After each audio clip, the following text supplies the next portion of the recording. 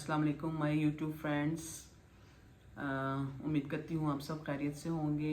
और आज जो है मैं अपने एक नए व्लॉग का जो है वो आगाज़ करने जा रही हूँ। और मैंने सोचा है कि आज मैं आपके साथ अपनी लाइफ स्टोरी शेयर करूँगी कि किस तरह से मैंने जो है वो ज़िंदगी गुजारी और आज मैं अल्लाह की मेहरबानी से किस मकाम पर हूँ।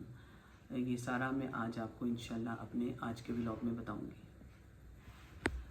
हाँ जी, तो शुरू करते हैं। मेरी पैदाइश जो है वो गाज़ियाबाद की है। गाज़ियाबाद जो है वो लाहौर कैंट में ही वाक़ है। और जो मेरे पेरेंट्स हैं वो माइग्रेट करके आए थे अमृतसर से, और इधर गाज़ियाबाद में आके जो है उन्होंने अपनी रिहाइश इख्तियार की। मेरा जो गाज़ियाबाद वाला घर है वो भी सिखों का बना हुआ है और वो भी तकरीबन कोई 200 साल पुराना मेरा घर है जो गाज़ियाबाद में है। लेकिन उसको भी अब हमने काफ़ी सारा जो है रेनोवेट कर लिया हुआ है और उसका भी सिर्फ एक बाहर वाला पोर्शन जो है वो हमने एज इट इज़ छोड़ा है यादगार के तौर पे। मेरे अब्बू जो हैं वो लीबिया में जॉब करते थे और मेरी अम्मी जो थी वो एक हाउसवाइफ थी। मैं 10 साल की थी जब मेरी माँ की डेथ हो गई, तो उनको कैंसर था। मेरे अब्बू उस वक्त लीबिया में थे जब अम्मी की डेथ हुई। और मेरी एक बड़ी बहन है जिन्होंने मुझे जो है अम्मी के जाने के बाद बहुत ज़्यादा सपोर्ट किया। उनका नाम शमीम है और वो इंजीनियरिंग टाउन में रहती हैं। हाँ जी, उसके बाद जो है अम्मी की डेथ के बाद हम लोग टाउनशिप में आके रहने लग गए। और टाउनशिप में मेरी बड़ी बहन जो उस वक्त मैरिड थी और उनके भी माशाल्लाह। उसके बाद मैंने अपनी एजुकेशन कंप्लीट की, मास्टर्स किया मैंने पंजाब यूनिवर्सिटी से। और मास्टर्स करने के फौरी बाद जो है वो मेरी शादी हो गई और अल्लाह ताला ने मुझे एक ख़ूबसूरत और नहायत ही ज़हीन बेटा अता किया जिसका नाम हैदर है। और हैदर के जो फादर हैं वो माशाल्लाह से बहुत ही अच्छे और बहुत बड़े बिजनेसमैन थे और एक जो है वो गोल्ड मेडलिस्ट गोल्फर थे।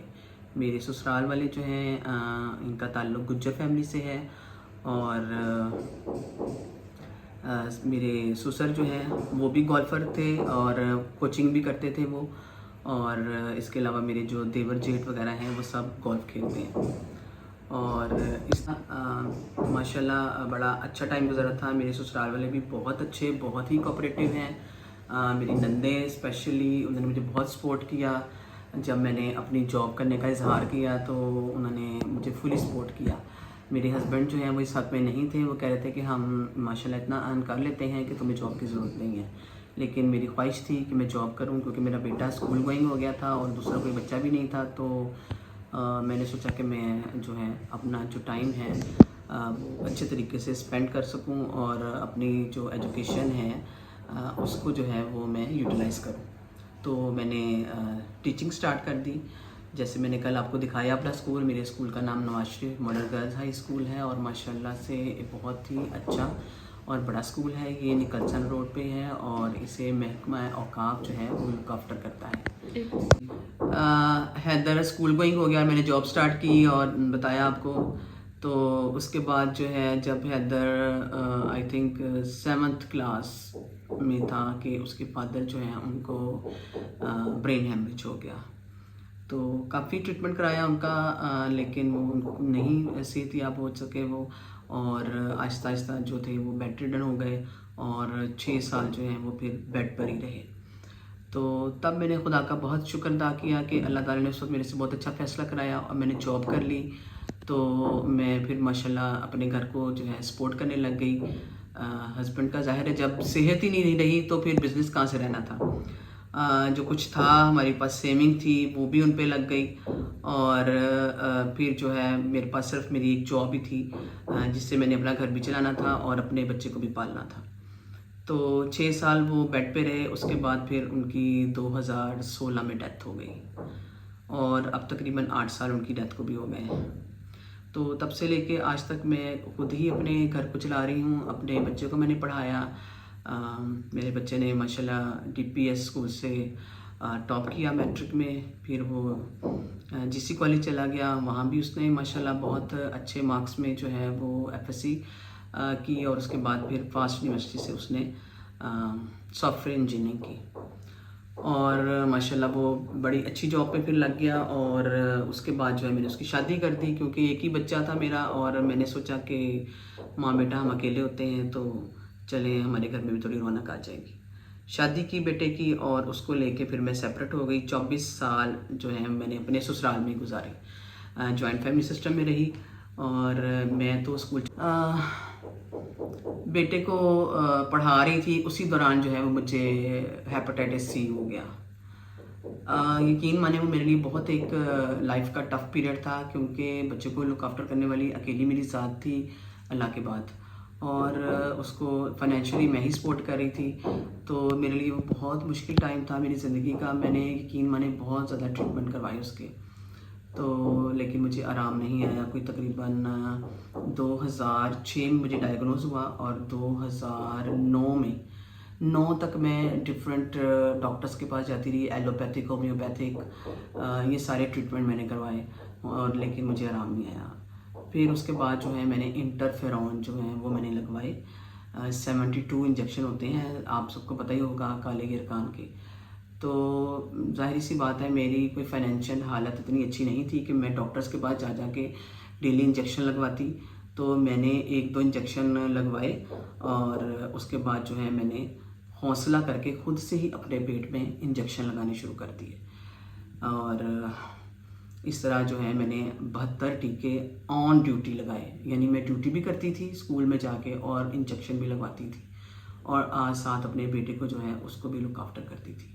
वो मेरी ज़िंदगी का बहुत टफ़ टाइम था जो मैंने गुजारा। और उसके बाद जब हस्बैंड बीमार हो गए, तो तब मुझे भी उनकी टेंशन ले लेके मैं खुद ब्लड प्रेशर की मरीज़ा हो गई। काला यरकान उसने मेरी जान छोड़ी नहीं थी पूरी तरह से, कि मुझे ब्लड प्रेशर का मसला हो गया, और हस्बैंड की डेथ हुई, तो उसके बाद ये शुगर भी डायग्नोज हो गई। अब ये आलम है कि कितनी सारी बीमारियों ने घेरा हुआ है, शुगर, ब्लड प्रेशर, और उसके साथ जो है डिप्रेशन मुझे बहुत होने लग गया था।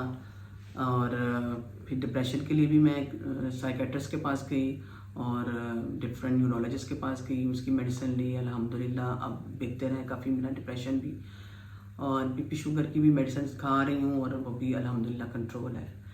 आपको बताने का मकसद सिर्फ यही था कि मैंने उस दिन आपको अपने सेकंड व्लॉग में ये बताया था कि औरत को अल्लाह ताला ने बहुत स्ट्रॉन्ग बनाया है। वो इंटरनली एक स्ट्रॉन्ग पर्सनैलिटी रखती है अपने अंदर। बाहर से बेशक वो नाजुक है, लेकिन अंदर से वो एक जो है बहुत मजबूत किला है। तो उसको छोटी मोटी जो दुनिया की तकलीफ़ें हैं वो हिला नहीं सकती। अगर वो अपनी आई पे आए और कुछ करना चाहे, तो दुनिया की कोई ताकत जो है वो उसको उसके मकसद से नहीं हटा सकती।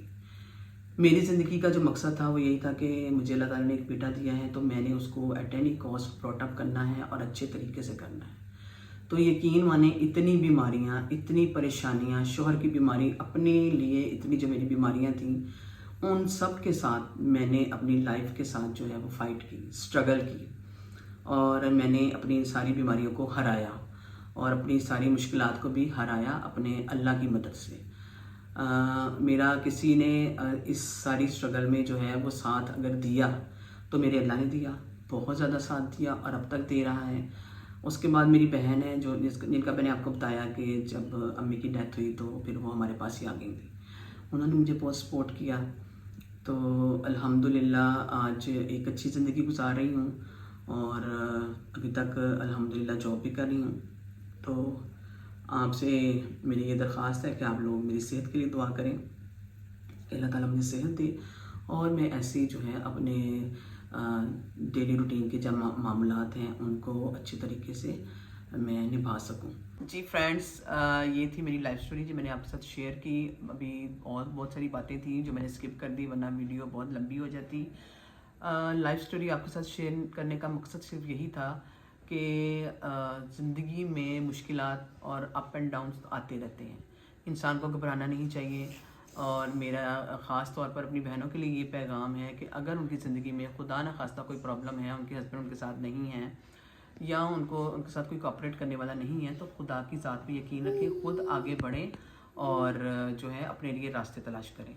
ये इस इंतज़ार में मत रहें कि कोई आएगा और आपकी मदद करेगा। मदद सिर्फ़ अल्लाह ताला के लिए की तरफ से है और वही इंसान की बेलौस जो है इंसान को वो अता करता है, बेलौस उसकी मदद करता है, क्योंकि खुदा को जो है वो हमसे कोई इंटरेस्ट नहीं लेना किसी भी मामले में। सिर्फ इंसान ऐसे हैं जो आपकी मदद तभी करेंगे जब उनको आपसे कोई इंटरेस्ट होगा।